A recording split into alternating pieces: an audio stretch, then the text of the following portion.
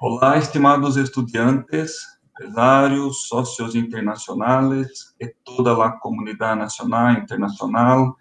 Les damos la bienvenida a nuestro séptimo Congreso Internacional del Grupo UNIS, cuyo tema principal es Poder Gente para Transformar Realidades. Hoy contamos con la presentación del profesor John William García Campos, professor da Faculdade de Ciências Empresariais e Comerciais da Universidade de Ciências Aplicadas e Ambientales UTCA, Colômbia, é consultor em Educação de CONCAFAM, Master em Administração de Empresas de Prime Business School, Universidade Sérgio Arboleda, Colômbia, junto com CESA, Espanha, com formação acadêmica em marketing digital 4.0 e gestão financeira.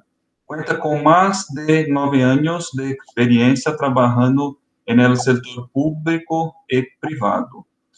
Professor, seja muito bem-vindo. Muitas graças por sua apresentação. Também contaremos com a participação de nosso estimado professor Pedro Portugal, que falará um pouquinho com o professor John sobre a apresentação. Professor Pedro Portugal é bacharel em Ciências Econômicas, especialista em Gestão de Negócios, mestre, doutor e pós-doutorado em Desenvolvimento Econômico, professor, pesquisador do Centro Universitário do Sul de Minas e do Programa de Mestrado em Gestão e Desenvolvimento Regional do Grupo UNIS. A apresentação do professor John é empoderando a economia personal e familiar depois de los efeitos financeiros do COVID-19. Professor John, agora é com usted. Buenos días a todos los participantes, buenos días a Pedro, al profesor Pedro. Sí, efectivamente, pues entonces vamos a hablar de empoderando la economía personal y familiar después de los efectos financieros del COVID-19. Bienvenidos a todos, ¿no? Pues ya hicieron pues la presentación de todos los estudios que yo realizaba aquí en Colombia. Básicamente, pues el eslogan que tenemos en esta campaña de este congreso es empoderar a la gente para transformar realidades, ¿no? Y pues la estrategia es la transformación de las organizaciones hacia la pospandemia. Entonces, el objetivo de esta conferencia es enseñar una metodología para tomar decisiones asertivas relacionadas con las finanzas personales después del efecto económico negativo provocado por la pandemia del COVID-19, teniendo en cuenta pues la metodología del análisis retrospectivo de los individuos y la perspectiva personal frente al futuro que nos espera y las reglas básicas en el manejo de las finanzas personales para sostener o mejorar nuestra calidad de vida. Entonces, vamos a dar un marco general de lo que es todo lo que tiene que ver con la coronacrisis, porque pues así se ha llamado, pues tiene otros nombres como el gran encierro o el confinamiento, y los antecedentes económicos rápidamente, pues es que causa la mayor recesión mundial de la historia y se redujo el crecimiento económico en un 5%, cuando se había establecido que el incremento iba a ser del 2.5%. Destrucción de empleos, que representa la cuarta parte de destrucción de empleos, aproximadamente 267 millones de jóvenes que ya no trabajan y no estudian, eso viene a ser más o menos como el 25% de pérdida de los empleos a nivel mundial. También la caída de la demanda en materias primas por el patrón de la actividad en China y después porque pues China dejó su actividad y después pues el resto del mundo frente también a las fuertes caídas principalmente del precio del petróleo. Otros aspectos, pues los mercados bursátiles caen el 24 de febrero debido al aumento significativo de los contagiados. El 28 de febrero del 2020, pues los mercados bursátiles también en el mundo tuvieron los mayores descensos, cayó pues brutalmente. Fue la semana de la crisis entre el 9 de marzo y el 12 de marzo. A mediados de marzo, pues la gravedad de la crisis obliga a los gobiernos a intervenir a los bancos centrales de muchos países por medio de políticas monetarias y fiscales. El índice estadounidense, pues Standard & Poor's, recuperó su valor anterior a la pandemia en junio y en noviembre del 2020, pues batió récord. Entonces, acá ya empezamos a ver el impacto que tiene que ver en las finanzas personales, todo lo que está pasando con la corona crisis. Y es que curiosamente, pues, entre febrero y marzo hay una caída en absolutamente toda la economía y todos los mercados, pero ya para noviembre el Standard Poor's supera su récord, su batida mensual. Entonces, una de las características que tiene precisamente las crisis es que las crisis económicas son cíclicas. O sea, no necesariamente fue por culpa del COVID-19 que se generó la crisis, sino que ya habíamos venido de una crisis en el año 2008, que fue todo el tema de los créditos subprime, y aproximadamente al 2018 empezaba otra crisis, porque normalmente es un ciclo de 10 años. Entonces, se empezó a dar a partir del 2019 y ya 2020, 2021 estamos con el mayor efecto de las crisis, ¿no? Subieron las acciones, entonces como podemos ver, las crisis lo que hacen es empobrecer cada vez más a los pobres y enriquecer cada vez más a los ricos, porque subieron las acciones de otros activos como el oro, las criptomonedas, el mercado de Estados Unidos y Alemania, y tuvieron sus máximos históricos y perdieron los países como Reino Unido y España, ¿no? Los principales ricos del mundo pues aumentaron su patrimonio alrededor del 24% en el año 2020. Sectores más afectados, pues la hotelería, el alojamiento, comida, turismo, peluquería, construcción, que son los sectores que más empleo dan a la clase media y pobre, ¿no? Y pues definitivamente repunta en las personas y las empresas que tienen o que están enfocadas en tecnología. Otros antecedentes, pues la guerra comercial entre China y Estados Unidos, que empezó el 19 de mayo del 2019. Entonces, desde ahí empieza pues ya la crisis, la salida del Reino Unido de la Unión Europea, que se conoce como el Brexit, que eso fue más o menos alrededor del 31 de enero del 2020, la pandemia del COVID-19, que empezó en diciembre del 2019 en China, Wuhan, y la propagación internacional, que empezó a partir de diciembre del 2019 en París, en Milán, Turín, y de ahí en adelante, pues ya nosotros estamos viviendo cuarentenas y toques de queda. Actualmente, pues aquí en Bogotá estamos en cuarentena y en toque de queda precisamente por la crisis del coronavirus. Guerras de precios del petróleo entre Rusia y Arabia Saudita, el 8 de marzo del 2020, y todo lo que fue la ruptura de diálogos entre la OPEP y Rusia precisamente por la pérdida de precios. Sí, la caída de los precios fue una de las causas del colapso del mercado de valores el 9 de marzo del 2020 y se conoció coloquialmente como el lunes negro. Entonces, eso básicamente fueron los antecedentes de la crisis, de la corona crisis en la cual estamos viviendo en este momento. Y casi siempre cuando se habla de este tipo de temas, la gente dice, bueno, somos materialistas, ¿no? Porque estamos hablando de plata, de dinero, de cosas, y pues en este momento pues deberíamos estar hablando de temas como de humanismo, de situaciones de ese tipo. Pero ¿qué sucede? Que realmente pues debemos mirar pues qué es ser materialista. Y básicamente pues ser materialista es una persona que realmente le coloca un sentimiento, una emoción a todos los valores que tiene en su vida, digamos, que tiene una relación emocional con el carro, que tiene una relación emocional con su casa. Entonces, eso es ser materialista, pero cuando uno tiene claro y tiene programado unas buenas finanzas personales, realmente eso no quiere decir que sea materialista, sino que es una persona que está organizada financieramente. Entonces, ¿cómo ha sucedido la evolución económica o cómo sucede la evolución económica dentro de las finanzas personales?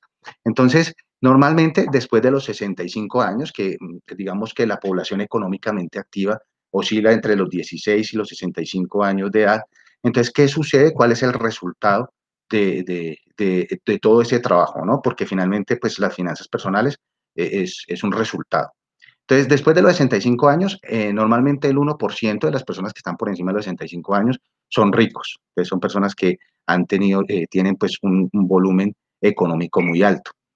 El 4% normalmente pues son libres financieramente, o sea, no necesariamente son los hombres más ricos del mundo, no tienen más de 1.000 millones de dólares en sus cuentas, pero pues viven tranquilamente, tienen una renta que les permite vivir, de pronto una muy buena pensión que les permite vivir tranquilamente, o tienen de pronto algunos activos que les permite tener una libertad financiera tranquila, una vejez tranquila. El 36% pues ya se encuentran muertos, no alcanzaron a llegar a los 65 años y pues son muertos por alguna situación, ¿no? Por una enfermedad o por alguna situación de tipo social.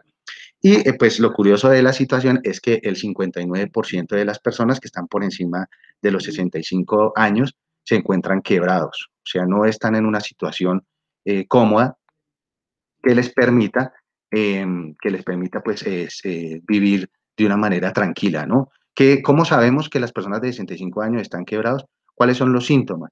Pues porque normalmente una persona después de los 65 años está necesitando apoyo familiar. O sea, ¿quién se hace cargo del viejito? ¿Sí? Que vive en diferentes casas, que vive pues de la alimentación y de la plata de las personas más jóvenes de su familia. O también otro síntoma son las personas que dependen de la caridad del gobierno, es decir, de subsidios. Acá en Colombia pues hay un subsidio que se llama Colombia Mayor, que es un subsidio que les da más o menos alrededor de unos 150.000 pesos cada 3 meses, es decir, que tienen que vivir con 50.000 pesos al mes. Para que más o menos me entiendan, el salario mínimo diario en Colombia está alrededor de los 36.000 pesos. Entonces, si una persona tiene que vivir mensualmente con 50.000 pesos, pues ya se van a dar cuenta de la calidad de vida que tiene una persona mayor de 65 años que no logró la libertad financiera. ¿Cómo es la evolución económica entre las personas entre los 20 y los 65 años de edad? Entonces, normalmente entre los 20 y los 65 años, de acuerdo también a todo lo que tiene que ver con la corona crisis, es que son personas que se quedaron sin empleo y sin negocio, ¿sí? Entonces, son personas que, pues, definitivamente están quebrados entre los 20 y los 65 años porque no tienen un ingreso, sin empleo y sin negocio. Otra situación que se puede encontrar, o otro de los diagnósticos por los cuales podemos saber si estamos en quiebra o no, es si, por ejemplo, si usted hoy en día no tiene la capacidad, si está trabajando, pero hoy en día usted no tiene la capacidad de salir de esta conferencia después de que la escuche y decirle a su jefe, jefe, hoy amanecí con un problema de vista. Entonces el jefe le va a preguntar, ¿cómo así que amaneció con un problema de vista? Sí, yo ya no me veo trabajando más para usted, renuncio. Renuncio porque tengo un sistema que me permite un ingreso residual y que me permite vivir sin necesidad de estar trabajando, ¿sí? Entonces, si usted no tiene esa capacidad, definitivamente usted se encuentra en quiebra, porque de alguna manera usted depende de las decisiones económicas que su jefe le dé. O sea, de alguna manera estamos todavía en esclavitud, ¿no? La esclavitud todavía no se ha acabado. No nos pegan, como antes, ¿no? Pero sí nos maltratan psicológicamente.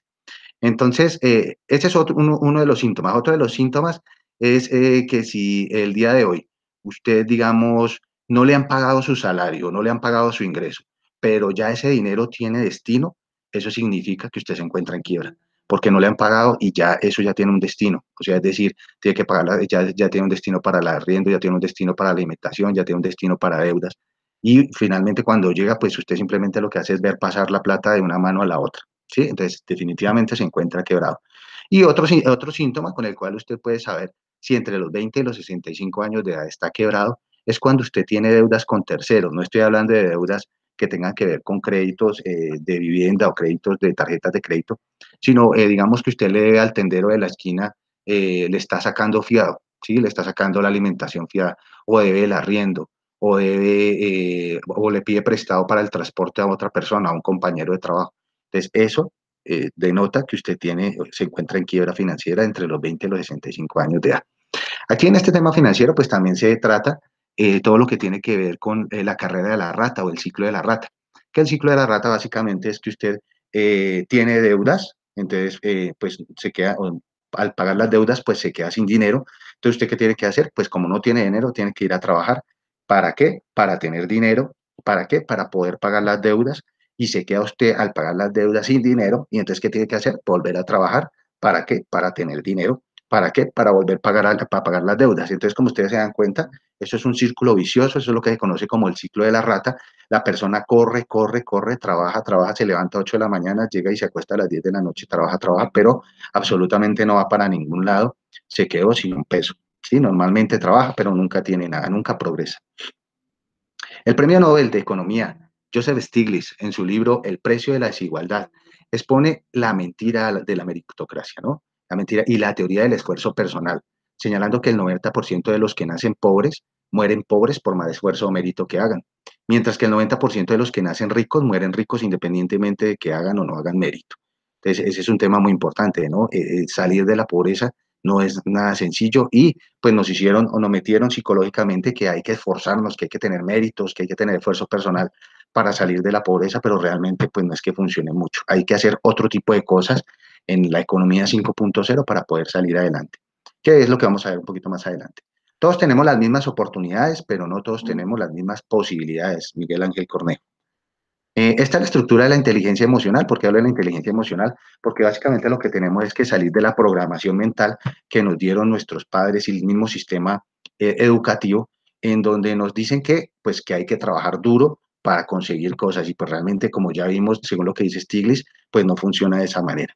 Entonces debemos de tener o estar basado en nuestras finanzas personales en la inteligencia emocional, que tiene que ver con la autoconciencia, la conciencia social, la autogestión y la gestión de relaciones. Entonces, ¿qué es la autoconciencia? Básicamente, pues, implica comprender en profundidad las emociones, los puntos fuertes, las debilidades, las necesidades y los impulsos con uno mismo. La gente con gran autoconciencia no es demasiado crítica ni excesivamente optimista. Es sincera consigo misma y con los demás. El individuo que posee un alto grado de autoconciencia reconoce con efectivo o de manera efectiva, reconoce los sentimientos de él mismo y de los demás y cómo mejorar la calidad de vida. Ya vamos a ver entonces ese concepto también. ¿Qué es la autogestión? Pues la autogestión son los impulsos biológicos que determinan nuestras emociones. No podemos prescindir de ellos, pero se pueden gestionar. La autorregulación es una especie de conversación interior continuada y es el componente de la inteligencia emocional que nos libera de la prisión en lo que podemos encerrarnos en nuestros propios sentimientos, ¿sí? Eso tiene que ver, digamos, cómo las personas tienen la capacidad de controlar su manera de comprar impulsivamente. Entonces, para eso sirve la autogestión. La conciencia social, pues todo lo que implica considerar detenidamente los sentimientos de los demás y junto con otros factores en el proceso de toma de decisiones inteligentes. Toma importancia principalmente en la gestión de equipos, en negociaciones globalizadas, en la necesidad de conservar las buenas relaciones para poder tener asociaciones, buenas asociaciones que nos permitan mejorar nuestra calidad de vida. Y gestión de las relaciones, pues habilidad para relacionarse adecuadamente con las relaciones ajenas y la facilidad para encontrar puntos en común con gente de todo tipo. Entonces, la facilidad de compenetrarse con la gente, ¿no? Entonces, vamos a ver pues todo lo que tiene que ver también con el nivel de vida y la calidad de vida. ¿Para qué sirve la inteligencia emocional? Básicamente para quitarnos los vicios, los paradigmas, los pensamientos y sistemas de creencias que no nos permiten ser prósperos económicamente. Ejemplo, frases o ideas que tenemos en la mente. No me alcanza para ahorrar. Entonces, pues si no le alcanza para ahorrar, ahí tiene un problema financiero. No me gusta quedar bien o me gusta quedar bien con todos. Entonces son las personas que compran y compran y compran para aparentar a los demás. Me endeudo y que otros me paguen. Eso también sucede, ¿no? Hay personas que tienen ese vicio. ¿Para qué revisar precios? Gente que paga y paga, pero no sabe ni siquiera lo que está comprando. Le compro porque en estos días me ganó la lotería, ¿no? Creer que pues uno se va a ganar la lotería es una de las probabilidades más pequeñas que tenemos para solucionar nuestro problema financiero. Lo tomo del ahorro. Entonces, lo que pasa es que la gente ahorra normalmente para cubrir gastos innecesarios o pérdidas de dinero y no para hacer inversiones. Gastar dinero me calma los nervios, eso sucede mucho. Si lo dejo después no lo encuentro, entonces eso es una ansiedad de que cree uno que eso va a quedar escaso. Digamos las mujeres que van a comprar un vestido, ay, no, mejor me lo compro porque si no otra me la quito. Ese tipo de toma de decisiones es lo que hace que las personas no tengan un buen nivel, una buena calidad de vida. Entonces, vamos a ver entonces nivel de vida, calidad de vida. Cuando veas que las personas están presumiendo sus cosas, recuerda esto. Lujos vemos, deudas no sabemos. ¿Sí? Entonces, a veces vemos muchas cosas, vemos mucha prosperidad, pero realmente lo que está es la persona ahogada totalmente en deudas. ¿Qué es el nivel de vida? El grado de comodidad material que un individuo o grupo aspira a tener o puede tener. Se establece el poder adquisitivo a las personas y la capacidad que tiene de comprar pertenencias, bienes y servicios. ¿Y qué es la calidad de vida? Pues el grado de satisfacción y bienestar de las personas en las diferentes áreas, ¿no? Aquí por lo menos tenemos un ejemplo, aquí en Colombia, el señor Diomedes Díaz es gran compositor del vallenato colombiano. Entonces, él tenía un nivel de vida porque tenía la capacidad de comprar un montón de cosas, tenía mucho dinero y pues que recibió un ingreso residual por todos sus discos. Aportó muchísimo a la cultura colombiana. Pero él no tenía calidad de vida porque él era un drogadicto, estaba totalmente consumido en las drogas. Entonces, una persona así, pues no se puede hablar de que tenga calidad de vida. Tenía nivel de vida, pero no tenía calidad de vida. ¿Cómo sabemos si somos prósperos? Bueno, pues entonces una de las estrategias es la rueda de la vida.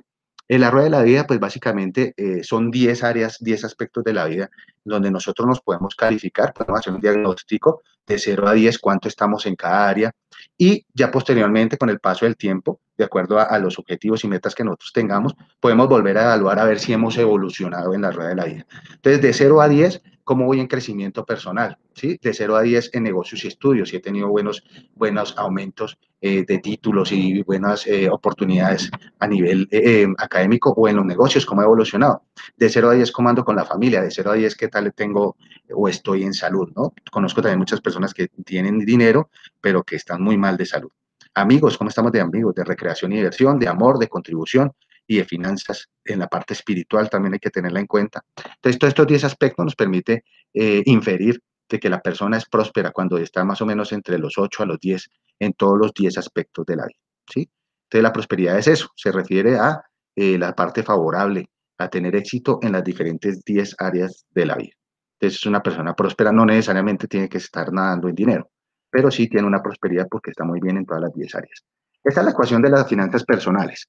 Entonces, ingresos más ahorro es igual al gasto más el crédito, ¿sí? Entonces, normalmente las personas están financiando y están moviendo sus finanzas personales con los gastos y los créditos, principalmente con los créditos.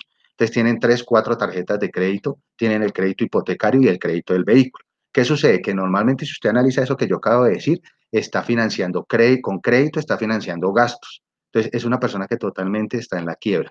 ¿Por qué? Porque pues el carro es un gasto, la casa también se constituye como un gasto, como un pasivo. La alimentación pues es un gasto. Si tiene tarjeta de crédito para un viaje, pues está también financiando un gasto con un crédito. Entonces está totalmente circulando en la zona de los egresos y los ingresos los está castigando. Muy seguramente tú solamente tienes un ingreso. Normalmente es lo que sucede. ¿En qué invierten los ingresos los pobres? Normalmente los pobres invierten el ingreso en impuestos, en arriendo, en servicios, en alimentación, en diversión, en vestidos. Jamás constituye unos activos porque no le alcanza y no tiene una educación financiera precisamente para ello. El objetivo del pobre es sobrevivir, ¿sí? ¿En qué invierten los ingresos la clase media? Pues tienen un sueldo un poquito mucho mayor, pero los de la clase media tienen mayores impuestos. ¿Por qué? Porque los impuestos los coloca casi siempre los ricos, ¿no? Los impuestos fueron creados en Inglaterra precisamente para igualar la riqueza de los ricos con los pobres, pero realmente lo que están haciendo los ricos es que voltearon pues el papel o voltearon la moneda y ahora se lo imponen más es a la clase media. A los ricos, no, a los pobres no tanto, pues porque los pobres ya ellos ya saben que no tienen muchas posibilidades, pero los mayores impuestos es para la clase media para que no puedan volverse ricos, ¿sí? Es una manera de darles una restricción para que no puedan volverse ricos.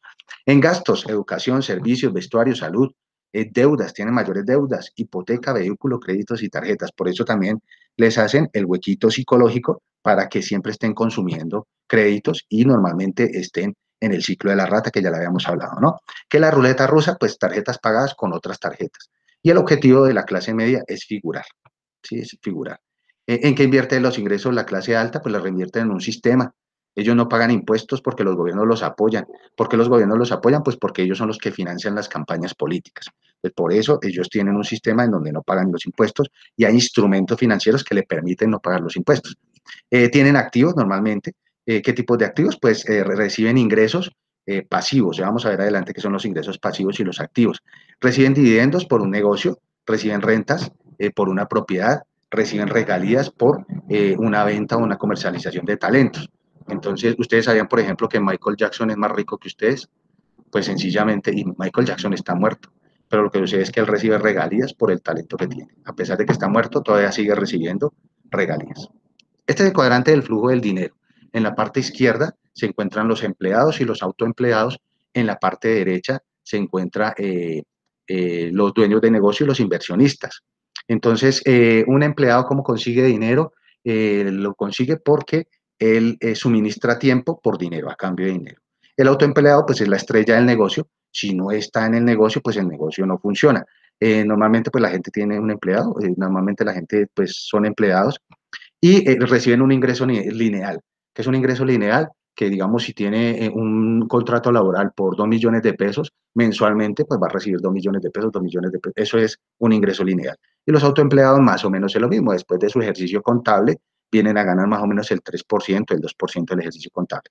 ¿Qué pasa con los autoempleados? Como les digo, pues si no están en el negocio, no funcionan. ¿Quiénes son autoempleados? Los odontólogos que tienen un consultorio, los abogados que tienen una oficina, esos son, normalmente prestan servicios profesionales. En esta área, en la parte izquierda del cuadrante del flujo del dinero, se encuentra el 95% de las personas en el mundo y solamente administran el 5% de los recursos. En el lado derecho, pues ellos tienen es un ingreso residual, los dueños de negocio tienen un sistema que no requiere de presencia física, es decir, ellos no están, esa es la diferencia entre dueño de negocio y autoempleado, que el dueño de negocio no necesita estar en la empresa, no necesita estar en el negocio para que funcione, porque el sistema funciona por sí solo. Normalmente tiene más de 500 empleados. Una de las palabras más prostituidas es ser empresario, porque todo el mundo, por lo menos acá en Colombia, todo el mundo se cree empresario, pero realmente empresario es una persona que tiene más de 500 empleados a su servicio. Eso significa que alrededor, por lo menos en Colombia, el salario mínimo está alrededor del 1.000.000 de pesos, pesos más, pesos menos. Eso significa que tiene la capacidad más o menos de tener una nómina por encima de los 500.000 millones de pesos, ¿sí? O sea que es una persona que está generando más o menos alrededor de 1.500 millones de pesos en todo su ejercicio. Entonces tiene libertad financiera porque no necesita una presencia física. El autoempleado, si se enferma o si se va a vacaciones, el negocio se le para, porque depende siempre del negocio de ellos.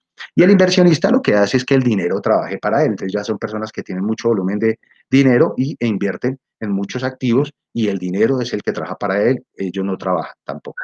En este lado derecho del cuadrante de flujo de dinero se encuentra el 95% de los recursos y solamente está manejado por el 5% de las personas en el mundo. Se asemeja precisamente a el hemisferio del cerebro, ¿no? El hemisferio izquierdo que maneja toda la parte lógica y el hemisferio derecho que maneja toda la parte creativa. Entonces, básicamente, pues ese es el cuadrante del flujo de dinero. Aquí pues les presento algunas alternativas para mejorar nuestras finanzas personales, que es el diagnóstico y la distribución de gastos.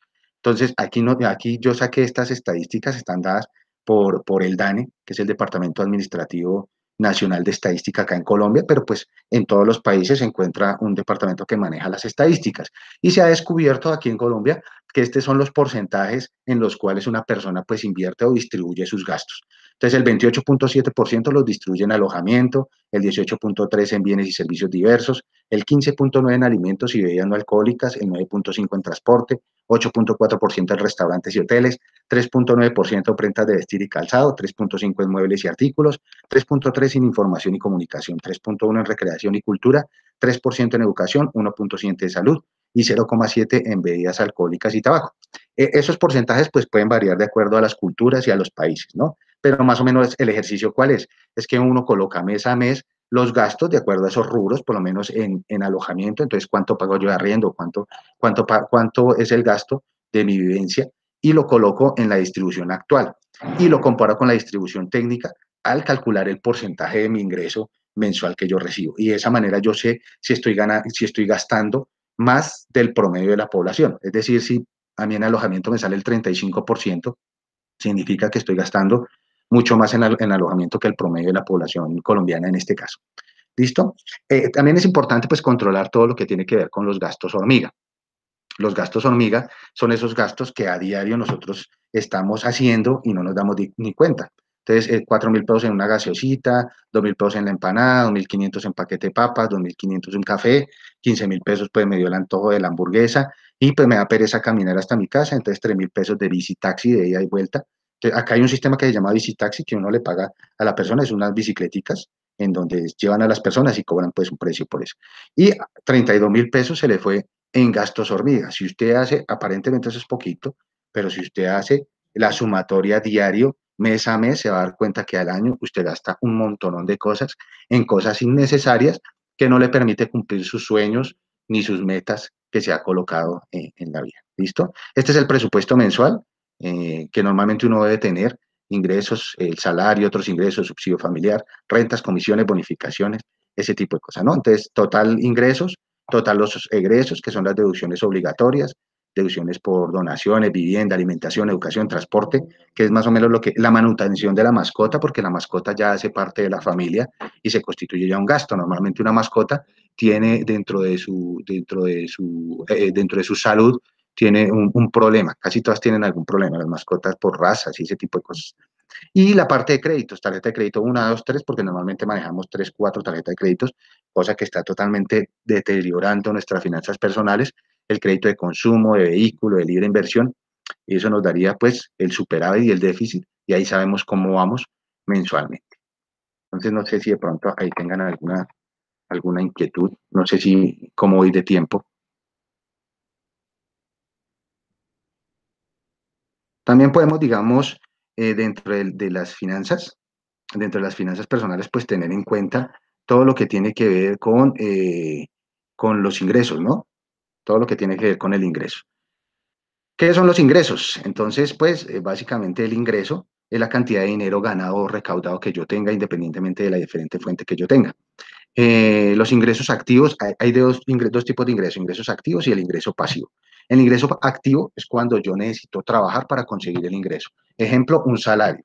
Entonces yo necesito trabajar 48 horas a la semana para poder tener ese ingreso. Eso es un ingreso activo. Si yo no voy al trabajo o si yo tengo una enfermedad, pues no voy a poder trabajar. Entonces deja de manejarse ese ingreso porque se pierde, porque depende de lo que yo haga.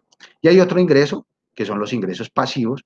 Ese ingreso pasivo normalmente se hace por medio de los activos. Entonces, la idea y lo que hacen los ricos es precisamente adquirir activos. Entonces, se genera por medio de un ingreso residual que lo hace usted por medio de una empresa o por haber comprado papeles comerciales o por haber invertido en commodities. Bueno, eso finalmente son los ingresos pasivos.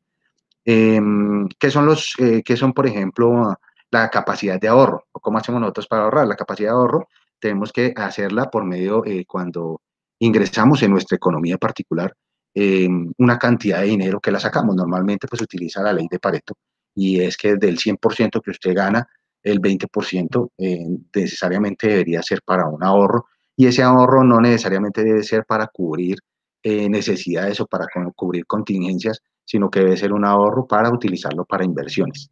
¿Sí? También hay gastos, pues los gastos son los gastos vitales y gastos no vitales, que los gastos vitales pues son los obligatorios para subsistir, para tener para subsistir con dignidad, que es la vivienda, el alojamiento, la educación, transporte, servicios, vestuarios, recreación, manutención de mascotas, etcétera.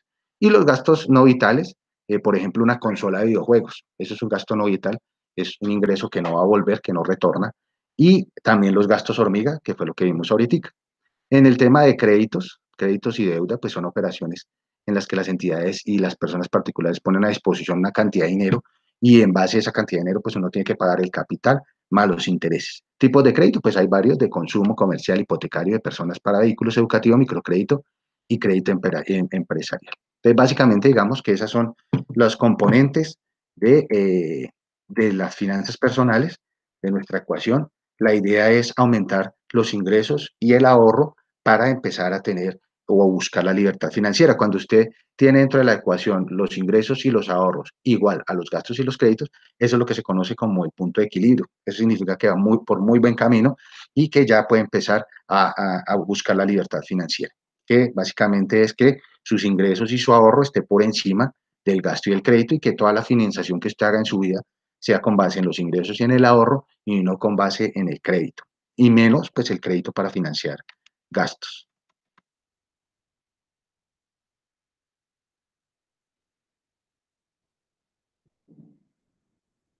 No sé si de pronto el doctor Pedro tenga alguna inquietud, o el doctor Wilson, frente a la presentación que he hecho.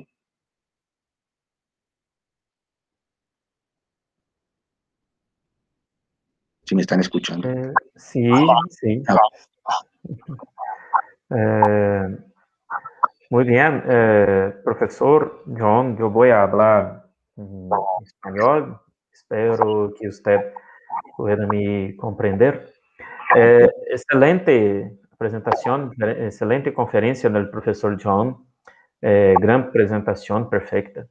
El modelo de control de gastos presentado, en mi opinión, es muy interesante. Sí, muy interesante.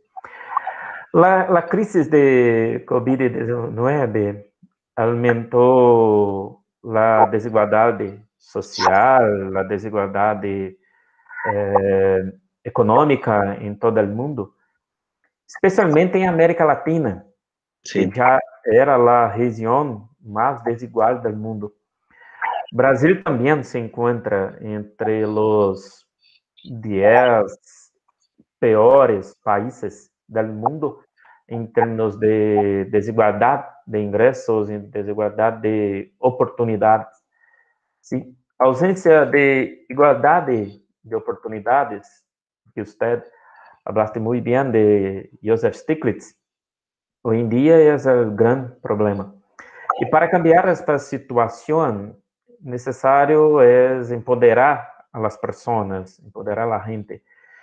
En mi opinión, el empoderamiento personal y familiar requiere capacitación y formación que necesita de la educación, principalmente en la educación financiera, Sí, sí, es importante. la planificación personal y familiar es importante para poner fin a la carrera de ratas que usted tem presentado. Sí. Professor John, em sua opinião, qual é o papel, o objetivo da escola e da universidade em la formação deste empoderamento de la educación financiera? ¿Cuál es su opinión? Bueno, sí, lo que sucede es que, mire, nosotros tenemos un problema en el sistema educativo a nivel mundial, porque eso es totalmente a nivel mundial, y es que la educación nace en Inglaterra cuando empieza cuando empieza la primera era industrial.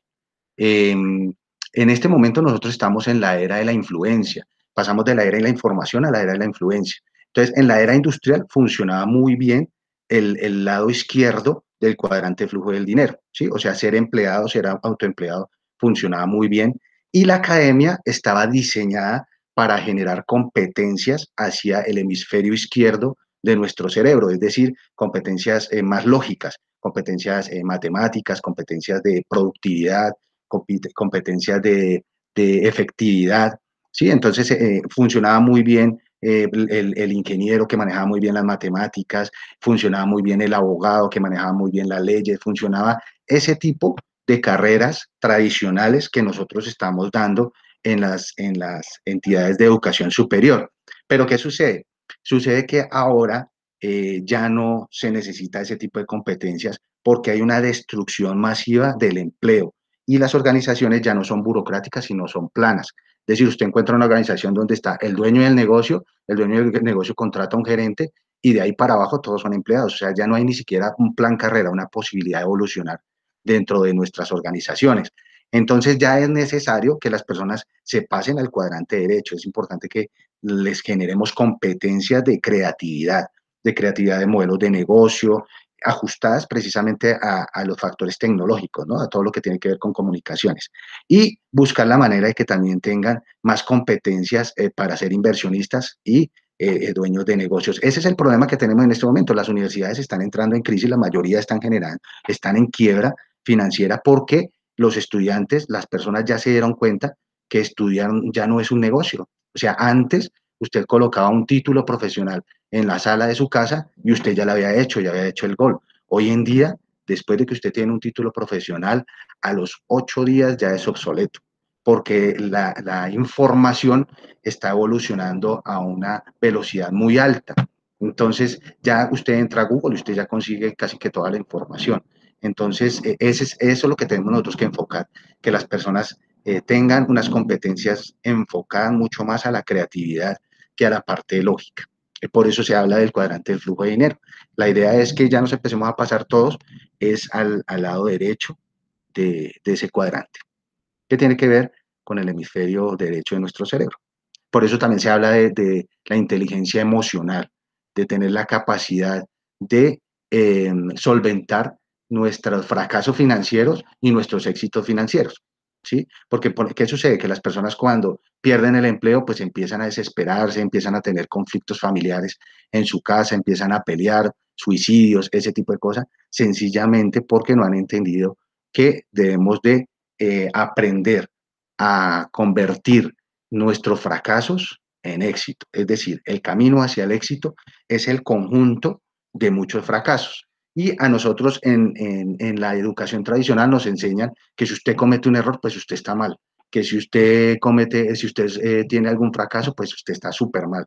Y no, lo que hay que aprender es a sublimar esas cosas que nos están afectando, como en este momento, ¿no? Por eso nos damos cuenta que hay empresas que han aprovechado muchísimo la crisis del coronavirus la corona crisis la han aprovechado muchísimo y han incrementado sus ingresos alrededor de unos 24%, pero si usted se queda en el negocio tradicional, muy seguramente la tendencia es que usted va a quebrar. Básicamente es eso, no sé si de pronto fui un poquito claro. Perfecto, perfecto.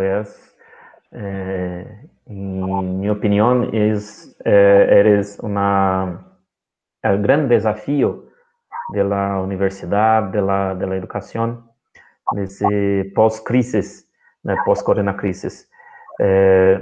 Cambiar la forma pela cual nosotros educamos, formamos esta nueva generación que llega no pós-crisis. En mi opinión también, el periodo posterior a la crisis requiere un cambio de paradigma mundial. Sí, En términos, sí, necesita de romper con el paradigma anterior. El paradigma que usted hablaste muy bien, el paradigma de la revolución industrial, de la primera y segunda revolución industrial. Es necesario romper con ese paradigma mundial en términos de mira economía y desarrollo económico, desarrollo social, desarrollo sostenible. Sí, hoy, en 22 de abril, tiene en el mundo la conferencia del medio ambiente, discutiendo las cuestiones de desarrollo sostenible. sí. Y eres importante y eres, en mi opinión, la principal cuestión que América Latina debería seguir no pós-crisis. Sí, un Sí, desarrollo sostenible, social y económico. sí, aquí por lo menos en América Latina tenemos también un inconveniente y es que entramos en la burbuja del emprendimiento, ¿no? La burbuja del emprendimiento es que ahora nos están metiendo en cuento de que pues debes de ser el superemprendedor, de que vamos, emprende, monta tu negocio, emprende, y pues eso suena muy idealista, ¿no? Eso suena casi como a cántico de ángeles. Pues ser tu propio dueño, tú manejas tu tiempo y tus finanzas, eso suena maravilloso. Pero ¿qué sucede? Que ser emprendedor no es tarea fácil del 90% de emprendedores, solamente el 10% alcanzan a tener su idea y su sueño de negocio después de los 5 años. En el primer año, el 90% de las ideas de negocio se caen. Entonces, es la importancia de que los gobiernos nos apoyen también en este modelamiento de emprendimiento, que no se, sino que existan, digamos, lo que se conoce como incubadoras empresariales en donde desde un principio a la persona se le va acompañando y se le va buscando la manera de suplir todas las necesidades que tiene una empresa para que cuando la empresa ya esté sostenida y ya empiece a generar la cantidad de empleo que todos nuestros países necesitan, entonces ahí sí la puede uno soltar al mercado solo. Pero mientras nosotros hagamos negocios donde el mismo emprendedor esté luchando solo contra el mundo, pues es difícil porque países industriales como lo es China, como lo es Estados Unidos, como son los países de la Unión Europea, pues ya tienen todo su sistema, toda su estructura tecnológica para abarcar absolutamente con todo el mercado. Entonces, por eso es importante que los países latinoamericanos tengan desde la academia, tengan incubadoras empresariales que empiecen desde la idea de negocio y tengan todo el apoyo desde la idea de negocio hasta cuando la empresa ya esté totalmente posicionada dentro del mercado. Esa sería una de las grandes estrategias que necesitaríamos en nuestros países, que no se aplican. Sí, y en Brasil es muy común la existencia de emprendedorismo por la necesidad, Sí, no claro. por la creatividad, por la oportunidad, mas por la necesidad. Estoy desempleado y necesito abrir un negocio sin ningún planeamiento y la Sí, carrera de la rata. sí, Usted hablaste. sí. Y entonces trabajar para dinero, con el dinero pago las deudas, la deuda me quedo sin dinero y otra vez a trabajar y así no para. Perfecto, perfecto. Bueno, para finalizar mi opinión, acredito que buscar la igualdad de oportunidad, especialmente insertando la población pobre en las ganancias que tiene la sociedad y no solo en las perdidas de las crisis. Sí, Sí, pero es importante. Bueno, yo agradezco mucho la participación del profesor John. Professor Pascoal, se quiser finalizar, fique à vontade. Muchas gracias, perfeito. Uma grande e riquíssima apresentação. Professor John William, muchas gracias por compartilhar com nós sua rica apresentação com este tema tão importante. Seguramente nos ajudará muito nestes tempos tão difíceis que todos estamos enfrentando. Professor Pedro Portugal, muchas gracias por su participación, por sus consideraciones. Para todos los participantes, pondremos en la descripción de este vídeo un link para la validación de su participación en esta charla. Por favor, para tener acceso a su certificado, es necesario completarlo con sus datos. A todos, muchas gracias por vuestra participación. Es un gran placer tenerlos con nosotros. Deseamos a todos un excelente congreso. Listo, muchísimas gracias a todos. Que tengan un feliz resto de día. Hasta luego. Muchas gracias. Gracias.